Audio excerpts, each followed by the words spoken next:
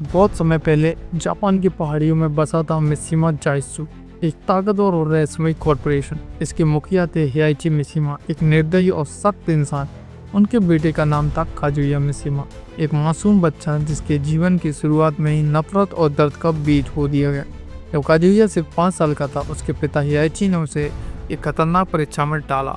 उसने अपने ही बेटे को एक गहरी खाई में फेंक दिया, ये देखने के लिए कि क्या वो योग्य है। ये सोचकर कि अगर काजुया जिंदा बचता है तो वह असली वारिस होगा। काजुया गिरा, टूटा, लेकिन मरा नहीं। उसकी आत्मा में गुस्सा, दर्द और बदला लेने की भावना ने जन्म लिया। उसी क्षण उसके अंदर एक अंधेरा जागा, डेविल जिन का बीज, जो उसकी माँ काजुमी मिशिमा से आया था, जिसे हियाइची ने मार डाला था। काजुया ने अपने अंदर की डेविल की मदद से खुद को जिंदा रखा और बड़ा हुआ। उसकी आंखों में सिर्फ एक ही चीज थी, अपने पिता से बदला लेना। बरसों की ट्रेनिंग के बाद जब पहला the King of Iron Fist tournament हुआ, काजुया ने उसमें हिस्सा लिया। फाइनल में उसका सामना हुआ हियाइची से और इस बार काजुया जीता, लेकिन जीतने का अंदाज वैसा ही था जैसे उसे मिला था। उसने भी अपने पिता को उसी खाई में फेंक दिया। इतिहास खुद को दोहरा रहा था, लेकिन अब काजुया के पास मिशिमा जाइत्सु की ताकत थी और उसके साथ उसके अंदर का डेविल धीरे धीरे काबू पा रहा था। काजुया सिर्फ एक इंसान नहीं था, वो आजाद डेविल बन चुका था। इसने जाइत्सु का इस्तेमाल अपनी ताकत बढ़ाने के लिए किया, लेकिन हियाइची मरा नहीं था। वो लौटा और इस बार उसने काजुया को हराकर उसे एक ज्वालामुखी में फेंक दिया। लेकिन डेविल कभी पूरी तरह मरता नहीं।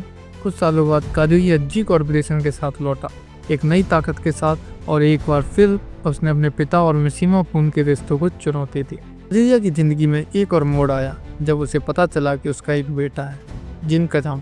जिन उसकी प्रेमिका जुन कजामा से पैदा हुआ था, लेकिन जिन भी डेविल जिन से संक्रमित था।